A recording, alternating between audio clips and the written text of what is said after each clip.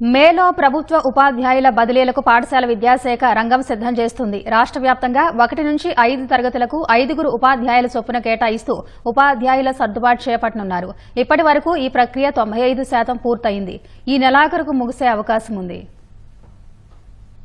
మే మొదటి వారంలో ప్రభుత్వ ఉపాధ్యాయుల బదిలీలకు ప్రకటన వెలువడనుంది. ఈసారి ప్రక్రియ అంతా ఆన్లైన్లో నిర్వహిస్తారు. ఖాళీల ఆధారంగా ఐచ్ఛికాలు నమోదు చేసుకోవాలి. ఒక టీచర్ ఎన్ని ఖాళీలకైనా ఐచ్ఛికాలు పెట్టుకోవచ్చు. వారి సీనియారిటీ, రిజర్వేషన్ రోస్టర్ ప్రకారం పోస్టులు కేటాయిస్తారు. తప్పనిసరిగా బదిలీ అయ్యే టీచర్లు తాము పనిచేస్తున్న పాఠశాలను ఎంపిక చేసుకునే వీలుండదు. 2 ఏళ్ల సర్వీస్ పూర్తి చేసుకున్న వారు తమకు నచ్చిన వాటితో పాటు తమ పాఠశాలను కూడా ఐచ్ఛికంగా ఎంపిక చేసుకోవచ్చు. మొదట ప్రధానోపాధ్యాయులకు బదిలీలు చేపడతారు. ఆ తర్వాత స్కూల్ అసిస్టెంట్లకు పదోన్నతులు కల్పిస్తారు. చివరిగా ఎస్టీటీలకు బదిలీలు నిర్వహిస్తారు. ఆ తర్వాత మిగిలే ఖాళీలు డిఎస్సిలో వచ్చే కొత్త వారితో భర్తీ చేసే అవకాశం ఉంది. కొత్తగా తెచ్చిన ప్రత్యేక చట్టం ద్వారా మొదటిసారి బదిలీలు చేయబోతున్నారు. ఇప్పటికే 95% ప్రక్రియ పూర్తయింది. మరో 430 బడులకు సంబంధించి మాత్రమే నిర్ణయం తీసుకోవాల్సి ఉంది.